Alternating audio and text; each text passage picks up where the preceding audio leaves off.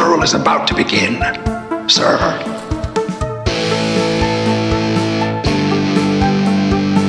I think we just picked up Dracula. It's got a death curse.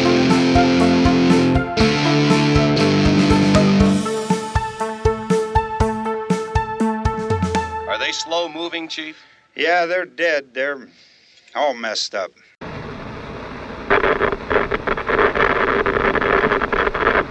Welcome back to another episode of Never Not Horror. I am Steve Clark. And I am Rich Hansel. And we are back with episode number 24 of our deep dive movie reviews. And this time it is my pick.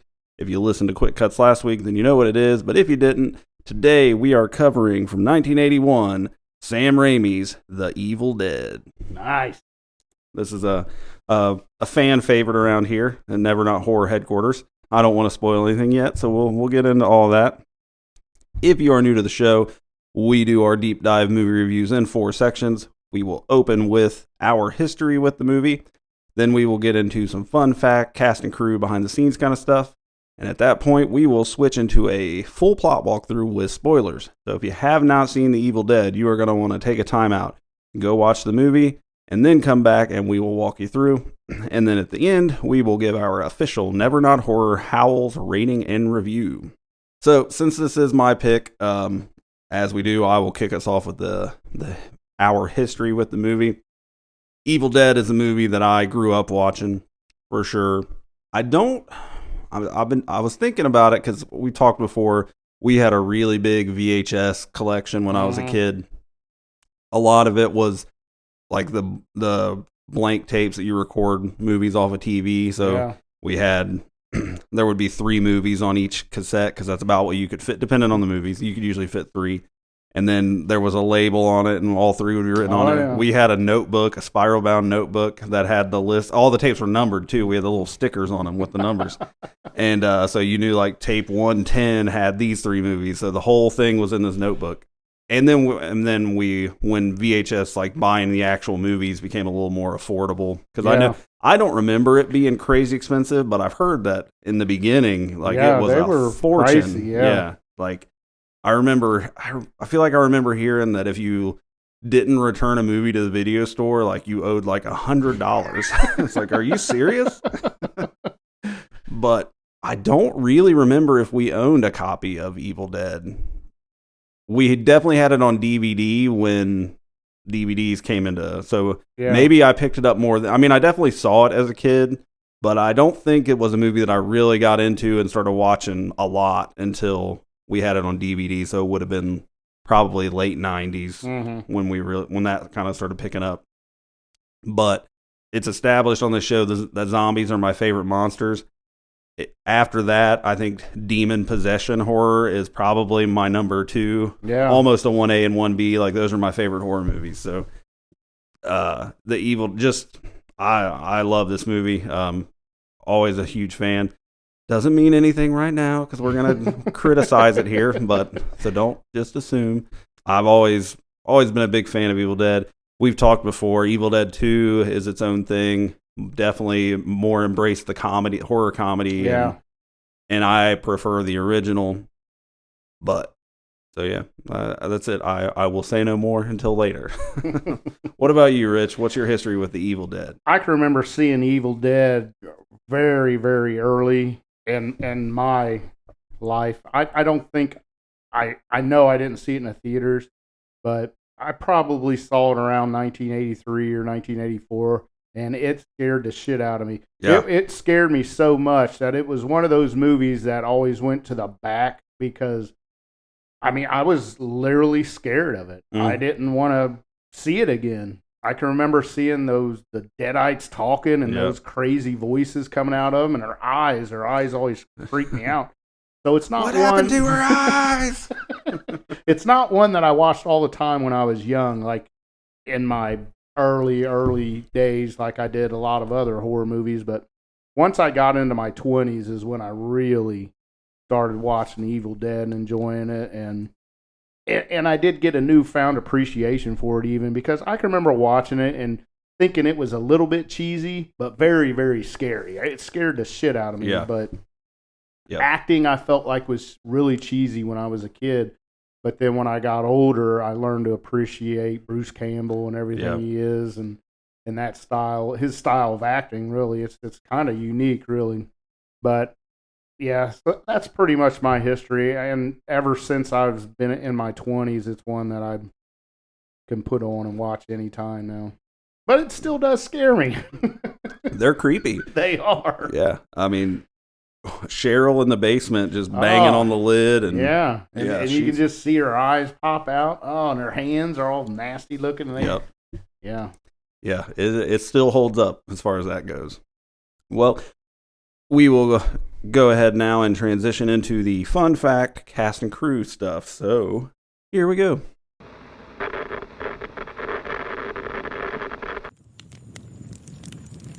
It's time for a history lesson.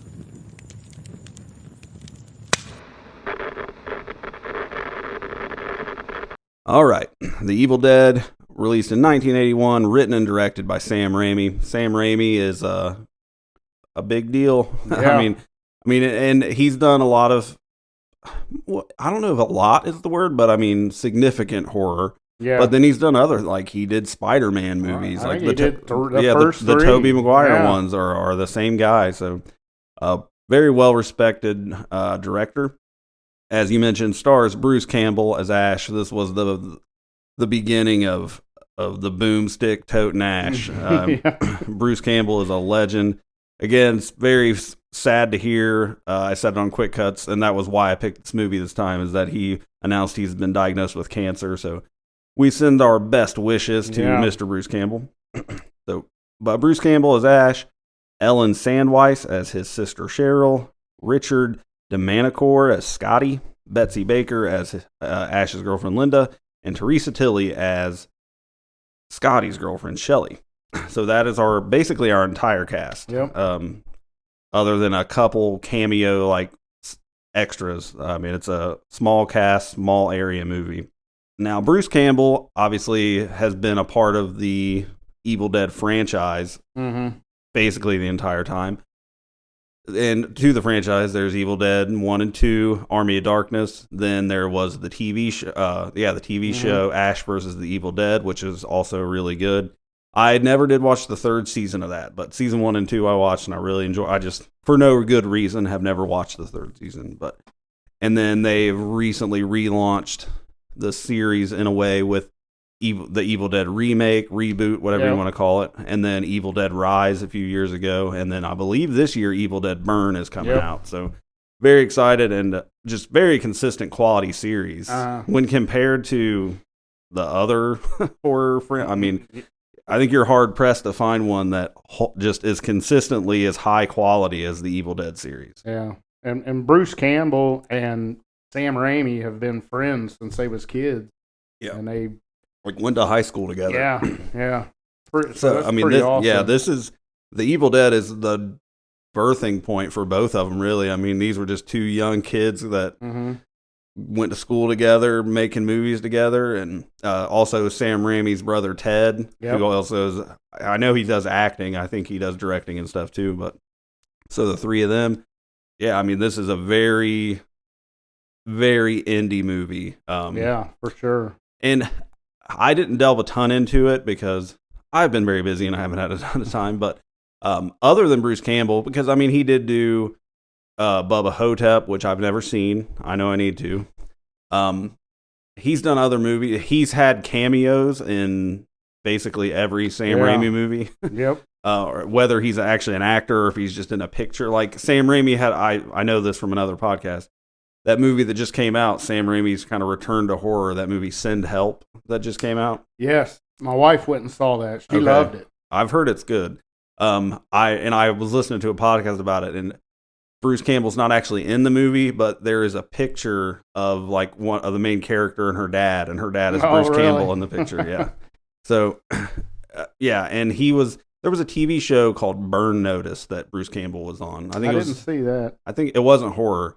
It was like a crime drama kind of thing. I think it was on USA maybe. But so a lot of people that are not horror fans might know Bruce Campbell from that also.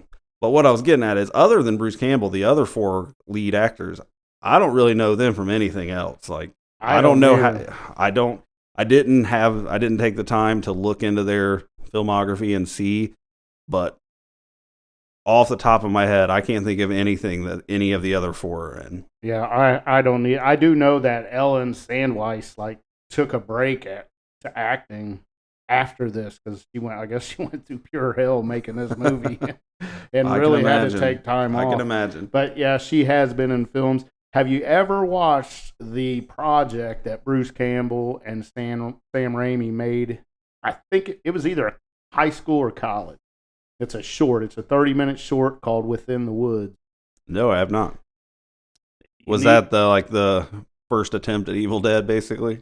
Basically. I mean, it's not related to the Evil Dead, but I was watching the Evil Dead today in preparation for the podcast, and I had on Within the Woods.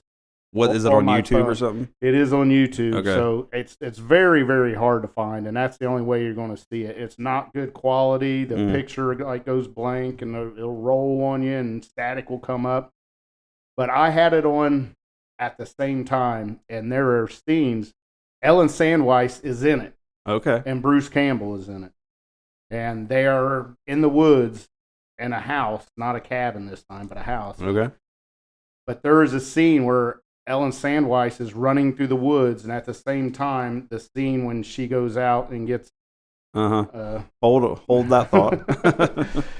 And it's almost exactly the same. Really? It's amazing. Wow. It's amazing. I mean, she even gets to the cabin and the door and gets the key out, drops the key, and as she's bending down to pick it up, somebody grabs her arm and opens the door and pulls her I'm definitely gonna have to watch this. I didn't know about it. It's only 30 minutes long. And it's called Within the Woods. And I like that. You can find it on YouTube, and it is totally pirated. So sure, do with that as you wish. Yeah. Never Not Horror does not endorse piracy of any kind. Okay. Let's see. So some fun fact stuff. Some of this stuff I knew, and like we've said before, I looked this stuff up on like IMDb has trivia about movies, so you can usually get some good stuff there. But some of the stuff I knew. One thing that I've always thought was fascinating, and it's just a simple filming thing, but it's just I thought it was neat, is that so the cabin in the movie was in Tennessee, is where they filmed. But that cabin does not have a basement, and the basement scenes are filmed in Michigan in a basement. I did not know that. Yeah, and the room in the basement that has like the tools hanging from the ceiling stuff, that is actually Sam Raimi's garage. Is it So really? that's not even part of that basement. So I always thought that was cool. Like they dug a hole in the floor, like where the trap door is. Yeah. And put some wood stairs down and made it dark so you couldn't see, but it just went to nowhere. There really is no basement there. And that cabin was as is, with the exception of the fireplace. They built a fireplace for the movie. Okay. But everything else was the cabin. They let them film there for cheap. Like, I think they had asked that they just didn't, anything they did while they were there, they cleaned it up and didn't like alter anything, which the fireplace was the one exception to that. But then that cabin burnt down. I'm not exactly sure when, but the only thing remaining there is the fireplace that they built for the movie. I heard the cast put in a time capsule in the fireplace. Yes, that is true. I read that as well. Did anybody find it? I don't know. Or did it burn up? I wonder. Well, I read in the notes too now, like that they don't, or there is, I don't know anywhere there's none, but the cast and the people related to the movie do not share the actual like exact location of the cabin to keep trespassers away from it, to kind of preserve it. So I don't think you can go online and find out exactly where that cabin, like the longitude and latitude of it. I didn't know this until reading, and I think I had heard, so they did their filming and then over a couple weeks or whatever, and then when they got done, like everybody left, but then they needed to do reshoot stuff. So there's a lot of scenes that are in the movie where the people playing the actors are different people, like in different stages of possession. So I mean, it's kind of hard to, you wouldn't really notice. I think I've noticed it a few times, especially on Cheryl. Oh yeah, we'll get to that. But yeah, for sure on Cheryl. But so some of the demon stuff was they called them fake shimps was the term they used. So there were several. They're actually listed in the credits though, like the other people. Oh, really? Yeah. Or they are on IMDb anyway. I Yeah. didn't pay attention in the movie actual credits, but another thing. And if you're a big Sam Raimi fan, you might know this already. But the car that they drive, it was Raimi's Oldsmobile Delta 88, and it was originally bought by his father for the family when Sam was 14, and it was Ash's car in the Evil Dead movies. It was also Uncle Ben and Aunt May's car in the Spider-Man movies. No kidding. Yeah. He did a movie called The Gift in 2000, and one of the characters drives it in that. And in his 2009 movie, Drag Me to Hell, someone drives that car. Are you kidding me? And it has made cameos in nearly all of his other movies. The exact car, that awesome. Delta 88. Or how many oil changes that's gone through. I can't imagine they drive it much anymore. But so that was cool. Couple other things. The scene where when they're at the cabin and they're all sitting around smoking weed and talking like right before the cellar door blows open, they tried to film that really smoking weed. Like they actually smoked pot to try to make it authentic. And they ended up having to scrap it and like do it the next day because they were so screwed up. They were all so high they couldn't do it, like couldn't carry their lines and do it a good job. That's funny. What do you have on budget for the Evil Dead? The budget, I have there's some questions with the budget, but yeah. Well, as far as the budget, we know the budget, but the box office, I guess there's questions with. Okay. But the budget is $375,000. Chump change. Yeah, no kidding. But the box office, here's where you get some question marks. So it made $2.4 million in the U.S. alone. Okay. So overseas, now here is the thing, and Sam Raimi has gone on record of saying that it did much better overseas than it did in the U.S.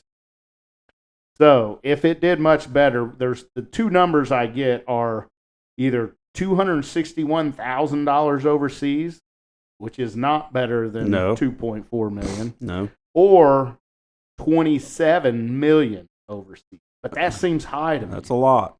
So the box office was either $2.6 million, counting overseas, or $29.4 million. Interesting. And there is questions on that, and I don't know. It seems like that'd be something easily to track. Yeah. But interesting. Trying to look it up, there was question marks about it. I think it was probably because Sam Raimi said it did much better overseas, and it kind of threw everybody off. I don't know. Yeah, that's a first on our budget looks where that's a big really difference. big discrepancy on different reports. But either way, even if it's just $2.6 million, this is definitely right. This is definitely a case of a movie establishing a cult following. Like, I can see this not being a huge hit right out of the gate because, I mean, it's 81. You've had Texas Chainsaw and Halloween. This is more intense of a movie than either of those, I think. So I can see. I'd be curious what like at the time the reviews were. I do know that Stephen King gave it a raving review, and that got a lot of butts in the seats. That always helps. Yeah, probably the best horror author going at the time. I mean, even then at 70 or in 1981. He was early in his career, but he still already had Carrie, Salem's Lot, The Shining. Right. I think The Stand was already out by then, so yeah. Well, I said I wonder what the critic stuff was like at the time. I do know what it is now on Rotten Tomatoes, and it is good. Rotten Tomatoes has this at an almost exactly the same 85% tomato meter critic score and an 84% popcorn meter fan score. Nice. So very highly rated and regarded by both fans and critics. Anything else you want to hit on before we get into it? I don't think so. Okay. Well, this is your morning. If you have not seen The Evil Dead, you're going to want to go watch it. I have no idea if this is streaming anywhere because I own it digitally and on DVD. So I'm sure it's available to rent, at least if it's not streaming free somewhere. But I own it, so I watched it that way. Make sure you watch The Evil Dead from 1981 and not Evil Dead from 2000 and whatever. Yeah. That's a good movie, but that's not the one we're reviewing right now. So go watch it, and when you're done, come back and we will walk you through.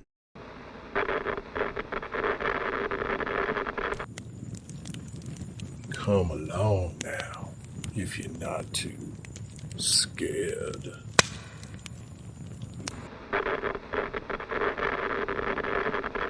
All right, here we go. The Evil Dead opens up with a camera floating through the forest, and what is, I think, now considered a trademark Sam Raimi directing stunt.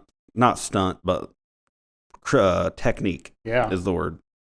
So you got this camera zooming over through a forest and over a creek, pretty low to the ground. And we're intercutting back and forth between that and a carload of 20-somethings driving along a country road, singing some tunes.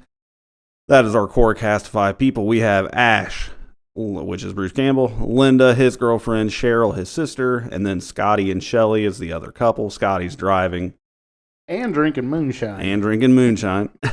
It is Tennessee. I don't know if they say that in the movie, but that's where they filmed it. So we're intercut back and forth between them. And when we see the camera zooming through the forest, you can also hear this the R got stuck in my throat. You can hear a roar, like a strong wind kind of thing. While we're flipping back and forth, we see a truck is approaching from the other direction, a big like semi truck. And the road's pretty narrow, and so right as things are coming to a court, like they're looking at the map, trying to figure out where they're going, and then as that truck is coming at them, the zooming camera gets everything is meeting at the same time, and then the wheel just jerks out of Scotty's hand, and they almost collide with this truck, but he yanks him back out keeps him from running off the road, and very near close call. And then, so Scotty's pissed, and he's like, I thought you said you had this car checked out before we left. And Ash tells him, I did. They said everything was fine. And he's like, well, it doesn't work. The wheel jerked out of my hand. I put the note here because I thought it was funny. He said, the only thing that works is this damn horn. And he honks the horn, and there's 2 fishermen dudes, like locals, standing by the road, and they wave at him when they go by. And he leans out the window and says, oh, I go to hell. I'm not honking at you. Did you know one of those guys is Sam Raimi? Maybe I read that, but I forgot. Yeah, one of those is Sam Raimi. That's cool. We got to have the director cameo. So we learn they're on their way to a cabin in the woods for the weekend that they have rented for cheap. They cross this really sketchy bridge to get there. They're going real slow over it, and Ash tells the girls in the back seat, he says, don't let it fool you, girls. This thing is solid as a rock. And then immediately the tire breaks the bridge, and they get stuck for a second. Then once they get off the bridge, they drive up to the cabin, and we're in the middle of nowhere, just in the mountains and forest. Very run-down cabin. There's a porch swing, and it's kind of swaying in the breeze, but thumping against the side of the house, and they're all standing there looking at it. Scotty goes up to the door, and an eerie little thing. As soon as he gets up to the door, the swing stops swinging. It stops hitting the building. He opens up the front door, and it's very dusty and dingy inside. Just like when the sun hits it, there's just, you can see the dust floating everywhere. And so nobody has been here in a long time. Scotty goes in to explore, and while the rest of the gang's outside unloading the car. So we cut to a little later in that evening, and we see Cheryl, Ash's sister, and she is sitting in one of the bedrooms, and she's drawing. She's got a drawing pad, and there's a clock on the wall, and she's drawing the clock.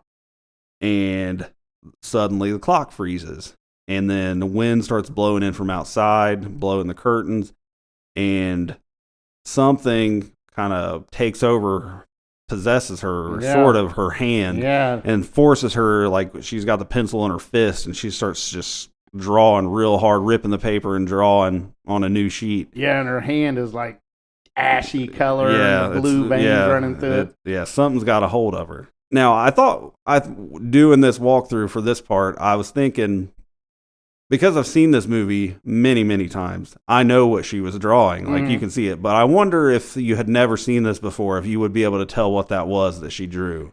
Probably the first time, no. Yeah. But, I mean, once you've seen it once, you know exactly what Yeah. she drew. But it is a very crudely drawn book with what appears to be a face on it. But you may not pick that up if you've never seen it before. Right. You'll never forget it after you've seen the movie. Once she kind of regains control of herself, she's just like really confused and scared and looking at this pad and this thing that she drew. And then the trap door to the cellar starts banging upward, like somebody's banging on it from underneath on its own, but it's got a chain on it. So it doesn't open all the way, but she's obviously creeped out by all this. I mean, that's intense for Yeah. So we cut to now they're at the kitchen table having dinner. Scotty's teasing Cheryl. Because she must have told them what happened, because when it cuts to him, he's like, dead bodies in the cellar. Ash gives a toast. He's just being goofy. And then the cellar door blows completely open. So they go check it out. Scotty goes down to investigate. Well, at first they're saying, one of the girls says maybe it's an animal, and there's no way it was an animal. So Scotty goes down to investigate. It's just a trapdoor in the floor with a wooden ladder that goes down. They're waiting, and he doesn't say anything, doesn't come back. Ash is calling after him, but he won't answer. So Ash goes down after him. And so we get a little segment of Ash creeping around the basement, and Scotty jumps out and scares him.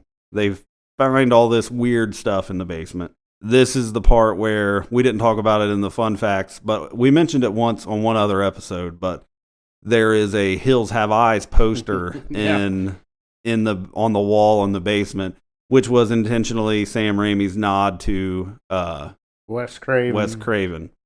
And that would later be returned in Nightmare on Elm Street, because there's a scene in Nightmare on Elm Street where Nancy is trying to stay awake and Evil Dead is on the TV. Yeah. So little camaraderie between directors.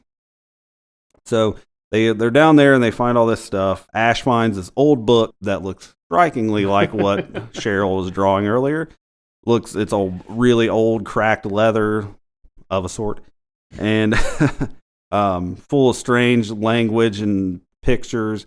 The cover looks like skin and there's a face on it.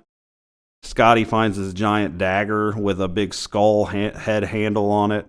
He tells Ash, kind of looks like your old girlfriend. And then there's a tape recorder. So they take all this stuff upstairs, the recorder, the book, and the knife. Now they're all gathered together upstairs. This is the scene where I was saying before that they're smoking weed in the movie, but they tried to really smoke weed, and it turned out to be not a take they could save. So Ash is playing the tape, and it is some kind of researcher documenting his findings on this tape recorder. And I wrote, so some of this is paraphrased, some of it, like the last part of it's word for word what he says. So I think it's important. So he says that he had been excavating the ruins of Kandar, and they found a volume of ancient Sumerian burial practices and funeral incantations. And he says the name of it in whatever language it is, but roughly translated as the Book of the Dead. In later movies, it's called the Necronomicon. Mm-hmm. They never say that in this movie. Right. He says that the Book of the Dead is bound in human flesh and inked in human blood. It deals with demons, demon resurrection, and those forces which roam the forest and dark bowers of man's domain. The first few pages warn that these enduring creatures may lie dormant, but are never truly dead. They may be recalled to active life through the incantations presented in this book.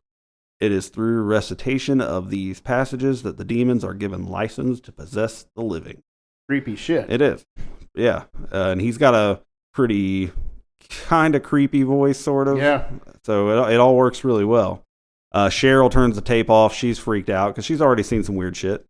But Scotty's a kind of a goofball and is not afraid of anything. So he like fast forwards it a little bit and turns it back on. And when it comes back on, the words from the book are being recited, one of the passages. And Cheryl starts screaming for him to shut it off. We cut outside and you can see smoke coming up out of the ground. And then right at the end, Cheryl's losing her, just shrieking, turn it off, and then a tree falls through the window right behind them, blowing out the glass. So they turn it off. Everybody's kind of calmed down and separates. We see Ash and Linda are together now, and Ash surprises her with a necklace. So while this is going on, the camera pans outside, and we're kind of floating around the house or the cabin. So we see Ash and Linda, then we see Scotty and Shelly changing and getting ready for bed. Your boob shot of the movie. Well, one of two. And then we see Cheryl, who is fifth wheel in this scenario, and she's brushing her hair.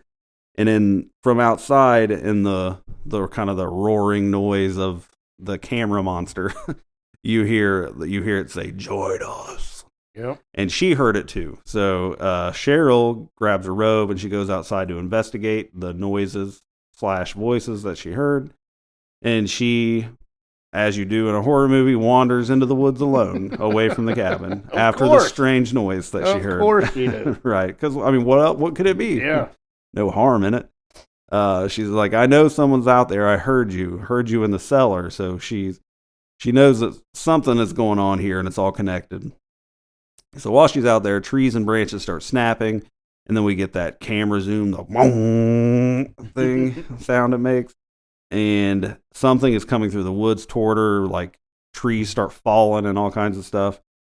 And then we see vines and branches like start snaking toward her on the ground, and they wrap around her arm and legs, start ripping her robe and tearing her clothes off, slicing her skin.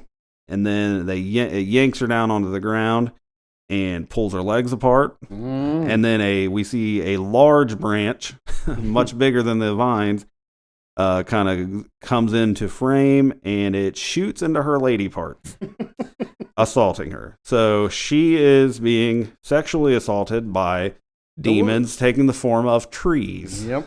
You heard it here. I remember being like late teens, early 20s, and meeting people who had, like, at parties and stuff, that had never seen Evil Dead. And that was not the selling point, because it's an assault. That's not cool. But telling people, like, just how crazy this movie is, and that, like, there's a scene where a girl gets raped by a tree, and it's like, what the fuck are you talking about? Like, and when you say it in that context, it sounds goofy as hell. Like, how could that be? How could you take that seriously? But the way they film it, like, it's pretty intense. It is, and very scary. Mm-hmm. After the assault, the branches kind of loosen up enough for her to break loose, and she gets up and runs back towards the cabin. And while she's running, the camera zoom thing is following her. And she gets to the door and bangs on it. And then she reaches, she knows there's a key on top of the door frame. So she's reaching up. So it's like a cut back and forth. Like, is she going to get in or not? And she gets the keys off the frame, and she's putting it in the lock. And then she drops the keys, and the camera's coming up right on the porch behind her. So she drops down to grab the keys, and then the door opens, and a hand reaches out and grabs her, and it's Ash, and he pulls her inside. He saves her just in the nick of time. And then when the door closes, the camera gets right up to the door, and then it floats away, and you hear, ah! Like the demons are pissed that they missed it. So Cheryl says that she will not stay. She demands that Ash take her into town. They try to calm her down, but she's not having it, and rightfully so. Mm-hmm. She has every reason in the world to want to leave. So they go out to the car. The rest of the group stay there, and Ash and Cheryl go to the car, and it won't start at first. And Cheryl's panicking, saying that's not going to let them leave. And then as soon as she says that, it starts on the next crank, and Ash kind of smirks at her because he thinks he doesn't believe what's happening to her. Right. So, he thinks she's just being dramatic. They pull away after they get the car started, and they get back to that bridge and find that the bridge has collapsed and been washed away. So they are trapped. Back to the cabin they go. Back to the cabin. So now, back at the cabin, we see they're all back inside. Ash is listening to more of the tape. We see, like, when we first see the cabin, you can see Cheryl sitting by the window looking outside, and then we cut in. So Ash is listening to the tape. The researcher guy on the tape says that I know now that my wife has become host to a Kandarian demon. I fear that the only way to stop those possessed by the book is bodily dismemberment. So he's listening to this stuff. Linda and Shelley are playing a game. Apparently one of them, I think Linda thinks that she's clairvoyant and she can guess the cards. So Shelley's holding a deck of cards and you see what it is and she holds it up and Linda's guessing what it is. And I think she even gets them wrong a couple times. And Shelley's just like, yes, that's it. Very Ghostbuster-ish when, yes. when Peter Venkman's trying to get laid by that girl. That's it. So they're doing this thing. And then all of a sudden you hear Cheryl, who's sitting over by the window with her back to him, starts naming cards. And she says, you hear her say it like 4 of hearts, 8 of spades, 2 of spades. And her voice is getting kind of heavier, like more grated and weird as she goes. And then, and she's right on every one of them. Yeah. And Shelley's flipping the cards and she's getting everyone right. So, and then she gets to the end and it's like, Jack of diamonds, Jack of clubs. And all of a sudden Cheryl just flips up and she's floating in the air and she is demon faced now. Fucking creepy as shit. Honestly, this is probably my favorite part of the entire movie. Yeah. The initial demon turn of Cheryl. The way she moves is just wild. Yeah, so her face is all made up, like the demon makeup is fantastic. And the eyes, like they got the white contacts in. So it's so creepy. And her voice is just garbled and demonic. And she says, why have you disturbed our sleep, awakened us from our ancient slumber? You will die like the others before you. One by one we will take you. And then she just falls to the ground. So everybody's like, what the hell is happening? So they go to, like, she's just like unconscious now, laying on the ground. So they cautiously walk up to her, and while Ash is walking up to check on her, we see there's a pencil laying on the ground near her, near Cheryl, and you see her fingers like crawl over to the pencil and wrap it up.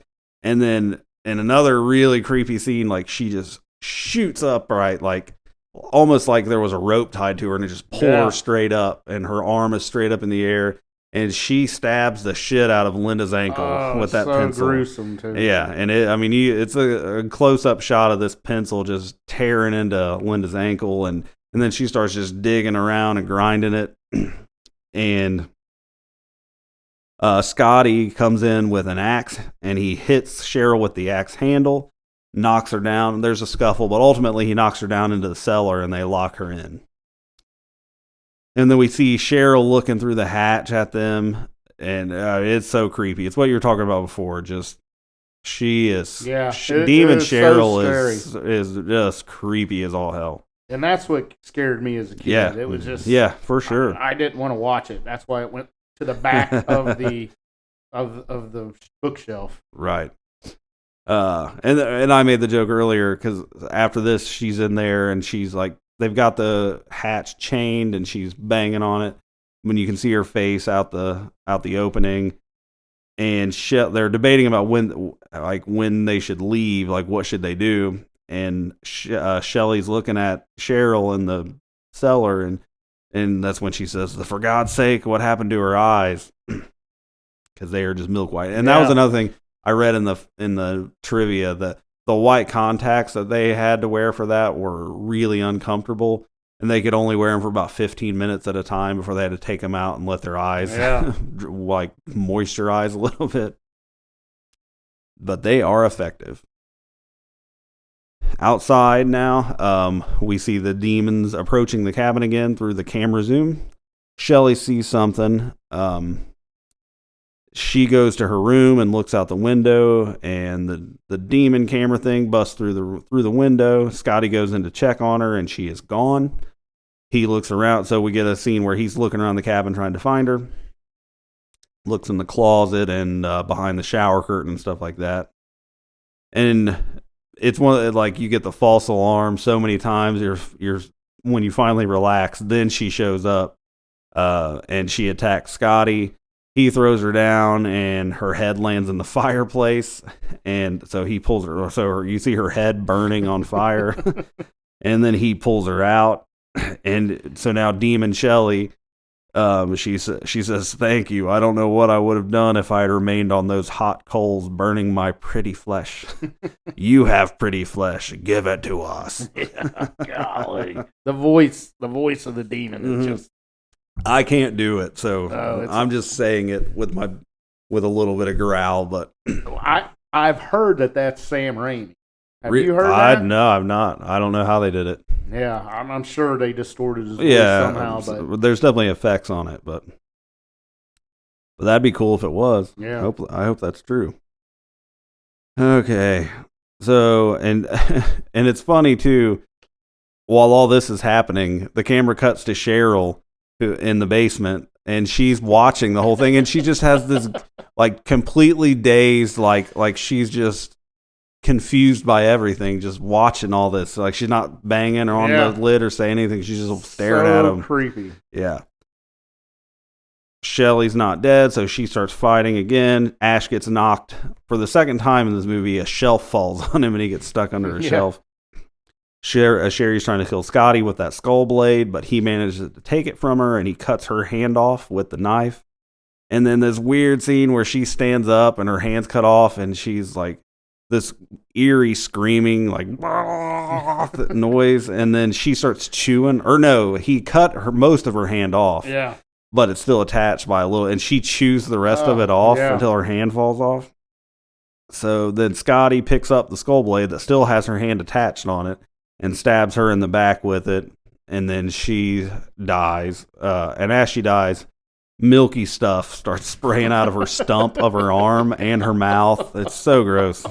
It is. It's like cream of wheat or something. Yeah. They think she's dead, but she comes back and attacks Scotty again. And Ash freezes. So and it's interesting because having seen all the movies, Ash is this like the big badass demon killer guy, but in this movie, the first part of it, he's like he freezes all the time. Scotty's really like the alpha man here. So Ash freezes and Scotty gets the axe and he chops up Shelley, his own girlfriend. And then once she's all chopped up, Scotty says they have to bury her. And Ash is just a mess. He doesn't know what to do here. So they carry her parts outside and they bury Shelley. Scott says he's getting out. Ash argues that they can't take Linda with her ankle like it is. And Scotty tells him, like, just leave her and we'll send help, but Ash won't go for it. So Scotty says he's going on his own and he takes off on foot and leaves. Ash goes back in the cabin and Cheryl is still in the basement and she tells Ash, soon you'll all be like me and then we'll lock you in the cellar. And Ash goes to check on Linda, who is sleeping. And he checks on her ankle, and you see the pencil stab wound there. And when he's looking at it, it spider webs out really fast, and you get the sound effect like that thing. And then she sits up really fast, and she's possessed now, looking all crazy, like sort of like Cheryl, but it's a little different too. Yeah. So Ash runs to the door of the cabin away from her. And he opens the door and he steps out on the porch and he's watching to see if she's going to come. And then Scotty falls on him and he's all torn up. He was gone for literally like 1 minute. Yeah. And he is a mess. Did you ever wonder if he got raped too out there? You know what? It never crossed my mind. But now that you say that, I mean, it's a possibility. Because he's all cut up and distraught. Yeah, he definitely got torn up too. So he might have got the same treatment out there. I'd never considered that. So Ash carries him in and sits him down on the couch, and he's just a bleeding mess. And he turns around, and Cheryl is now sitting cross-legged in the doorway and laughing. And she's got this high-pitched, like grating laugh. It is so creepy that I can't even do it. Yeah, that was pretty close. So she's just doing that, watching him. Scotty tells Ash that Cheryl is right and it's not going to let them leave and they're all going to die here. Cheryl's in the cellar mocking them. She's like, I don't want to die. You're not going to leave me here, are you, Ash? And then, I mean, and now it's just chaos. Cheryl and Linda, demons, are just laughing and taunting and just making all kinds of noise and racket. Oh, they're cackling it up. Scotty's bleeding from his face, or bleeding from his mouth. Ash punches Linda, but she won't stop. And I think Cheryl says, "Kill her if you can, lover boy." And then Ash puts the shotgun to her head, but he can't shoot. And then Linda turns back to her normal self and asks Ash to help her, and he drops the gun. Then Cheryl is asking for her help now, or asking for help herself now in her normal voice, but the lid of the cellar is closed, so you can't see her. She says she's all right now. So Ash falls for it and goes over to the cellar door, starts to unlock it. And then she grabs him to the opening, and she's still possessed. Linda's back to being possessed and giggling. And they're just fucking with him.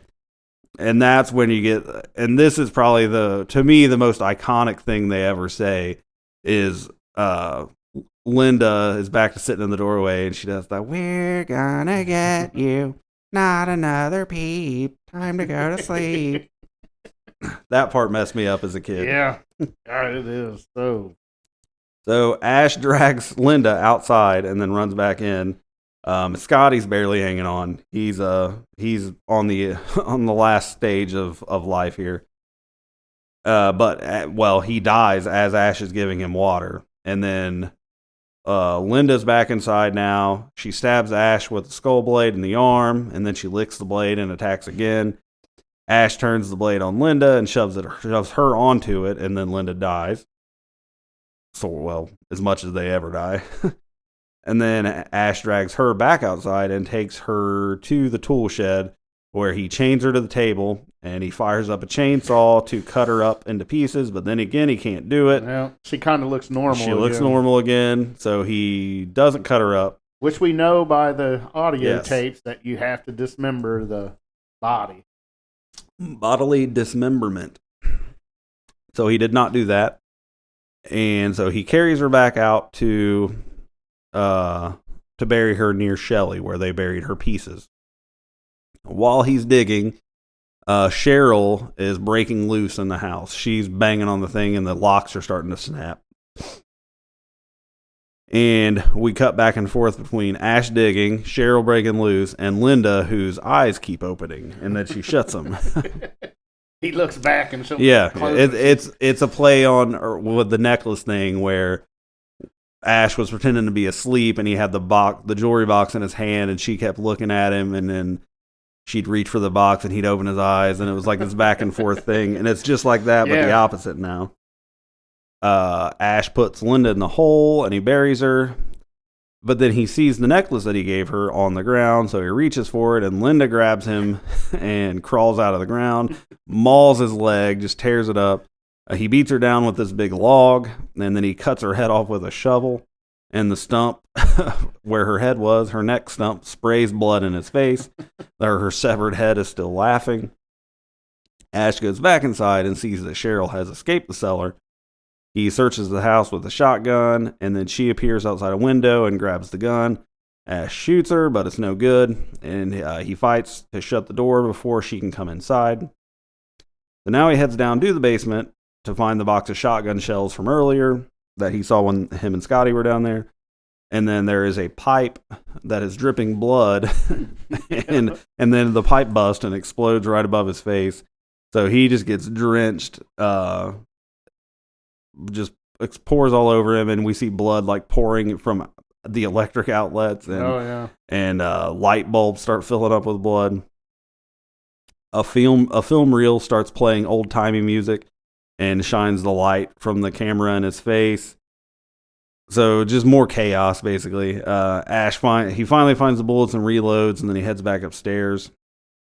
And when he gets upstairs, there's a clock chiming. He looks at it, and the hands are just spinning out of control on the clock. That reminded me, though, him getting covered in blood. That was another fun fact thing I read. The blood was like a Caro syrup thing. Yeah. But there was a point where Bruce Campbell's shirt had been soaked in so much blood, and they'd been reusing it for so long that it dried so hard that when he put it on for shooting one day, it broke. Oh my God. Like it just fell apart. All right, so now we get sort of an Ash going crazy montage where like it's just zooms in of his face just being all crazy and shutters are slamming. He looks in a mirror and he touches it and the mirror like ripples like water. He's at the door again and the front door of the cabin and arms reach through and grab him.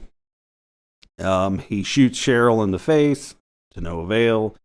He barricades the door, and then Demon Scotty sits up and attacks, who's been out of the picture for a minute. And it's really well done, too, because Ash is barricading the door in the background, and then Demon Scotty sits up like right in front of the camera, so it's a nice little jump scare. So Scotty attacks him. The Book of the Dead falls by the fireplace. So while they're fighting, there's a gross scene. Ash rams his thumbs into Scotty's eyes, both of them, both thumbs, just blood pooling out of there, and it's chaos. Just demons attacking and screaming, and blood and carnage everywhere. There's a stick in Scotty's leg from when he got mangled out in the woods, and Ash pulls it out, and it's just like a cork, and just starts spraying blood out of his leg. Yeah. So Cheryl breaks through the door and attacks. So now it's Scotty and Cheryl. Ash is trying to get to the book, but Scotty keeps pulling away from it. But Ash sees the necklace that he'd given to Linda, and he manages to like kind of lasso fish it over to him, and he catches the book and drags it to him. And then all the while, like Cheryl's whacking him with a fire poker. And then at last he gets the book and he throws it into the fire. And as the book hits the flames, the demons freeze and they start melting. They just completely stop moving and lock up. And this weird, just gross scene of like just they start disintegrating basically. Like pretty cool effects. I mean, it's hard to explain. You just kind of have to see it. Yeah. I mean, it doesn't look incredible. Like you can tell it's on a budget, but for what it is, it looks pretty. Yeah. It's a little bit stop motion. Yeah, yes, for sure. I think it might be Scotty, but one of them, like these giant hands just shoot out of the body and like the body just explodes and sprays everywhere. There's just lots of blood and goo splattered all over the place. That's gruesome. Yep. So it appears that throwing the book in the fire has killed the demons. When Ash gets up, we see it as now morning, and he goes outside. Kind of walks away from the cabin. Birds are chirping. The sun's coming up. And then we see the demon camera thing again on the far side of the property behind the cabin. And you get the noise. And then the camera zooms through the cabin. And it's a great scene. Like the doors are just flying open as the camera zooms through. And it goes all the way through the cabin and comes out the front door. And Ash is like halfway down the walk. And he turns around. And the camera just collides with him as he screams, and roll credits. That's it. That is The Evil Dead. Awesome. Good stuff. I mean, it is a very early example of the pinnacle of 80s just gore horror. Absolutely. I mean, 81, so an early entry, but one that stands up with all of them. It absolutely does. All right. On that note, we will go ahead and switch over to our official Never Not Horror Howls rating and review.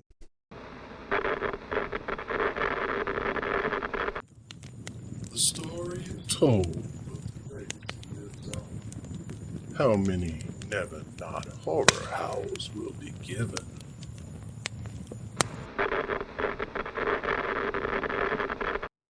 All right. This was my pick, so I will go first with my rating and review. Like I said in the beginning, definitely a movie I liked as a kid, but came to love it as an older teenager, just because, kind of what you said. I mean, it's a scary movie for a little kid. Very scary. Yeah. So, I mean, it's just, the demon stuff, they look so good. They're so creepy. The voices, the noise, the sound, just the sound of this movie. There's not really much. I don't know that there's any music necessarily. Maybe a little bit of score, but it's mostly just sound effects. It is. And it's so well done. The acting is a little cheesy at times. I mean, you can tell it's an indie film, but I mean, at the same time, it's, to me, anything that it lacks in the acting is just completely overshadowed by the effects and just how scary the demons are. I mean, I'm a huge fan. I've said several times on the podcast that this is my preferred. Evil Dead 2 is sort of a remake-ish of this one. I mean, they recapped the first movie and changed things a little bit in the first 10, 15 minutes, and then you get the continuation of what happens after Ash gets plowed at the end by the demons. So, I mean, it is a sequel, but it's a little weird the way they open it up, but it's fine. I mean, the whole tonal shift is whatever. But this is Evil Dead to me. This is what I love. This is why I like the remake so much, because it had that same mean and nastiness to it. It didn't have any of the comedy. So yeah, I mean, for me, this is it's just an all-timer, one of my favorite movies, and it is gonna get the 5 out of 5 howls from me. Nice. I love The Evil Dead, so it's one of my favorite movies of all time, and it joins the ranks of my 5 out of 5s. Awesome. All right, with me, I absolutely love this movie too, and it's one of those movies where the more I watch it, the more I appreciate it. Every time I watch it, I gain more appreciation for it. It's just so good. From the opening scene, I can watch the driving scene through the woods to the old rickety bridge where it falls in. I can watch that all day long. I don't know why. I really like it. It's so well shot. It has that grittiness to it. There's no artsy-fartsy thing about it at all. No. It is like armpit sweat and, just filmmaking at its best to me. I think Sam Raimi did a fabulous job on this.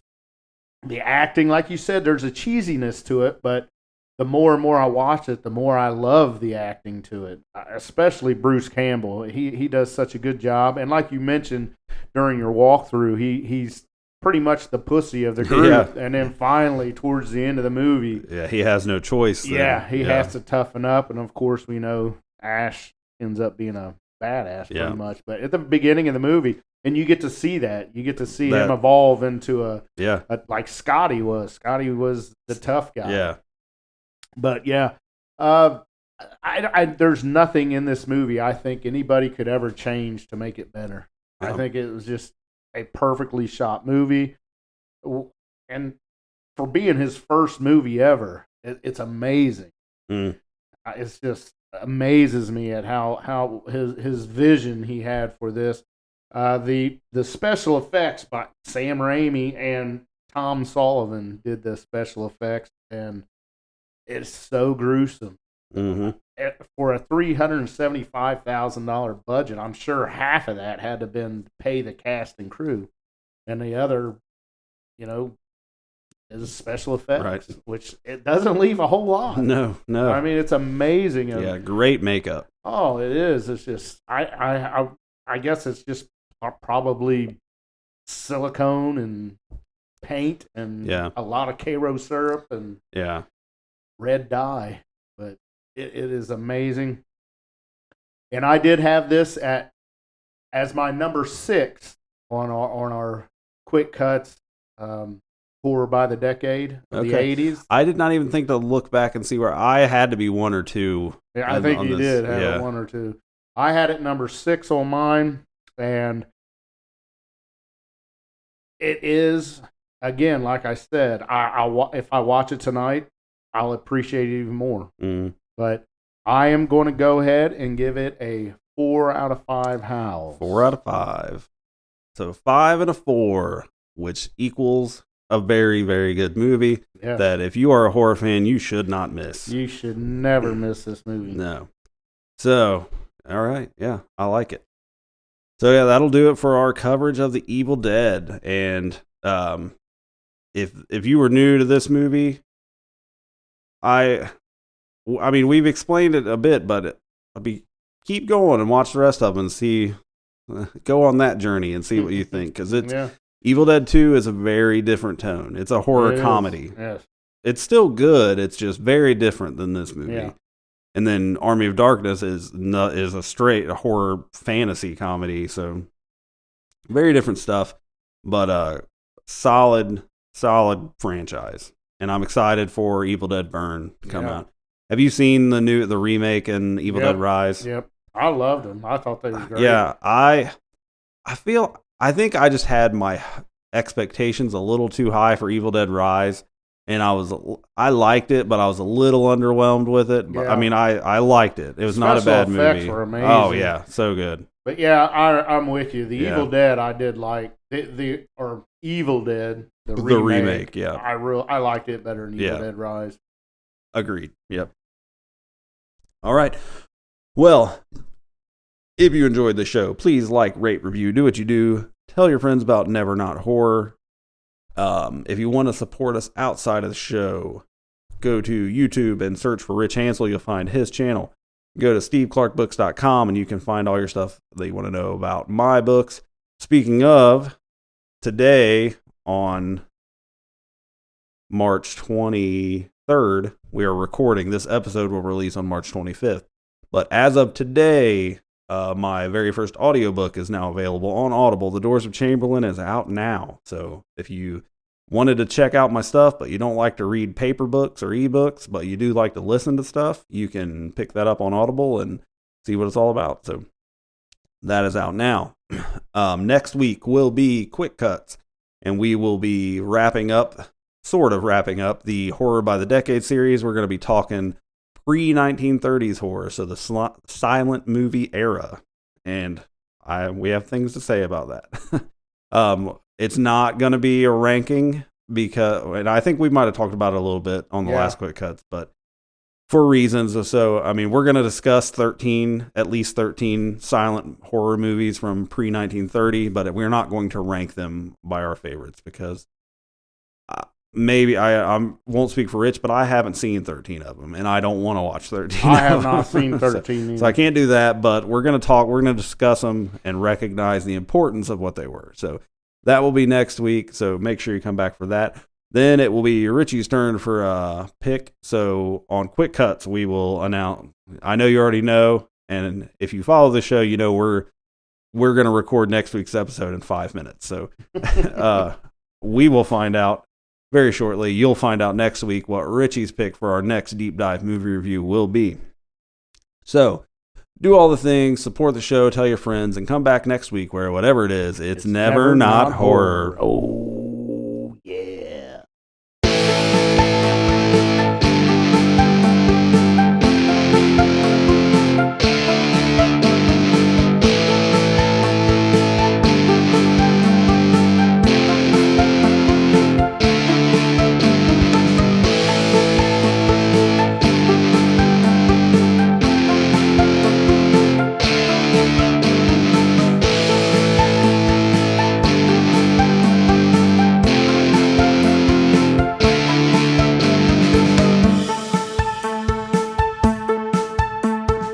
Are they slow moving, Chief?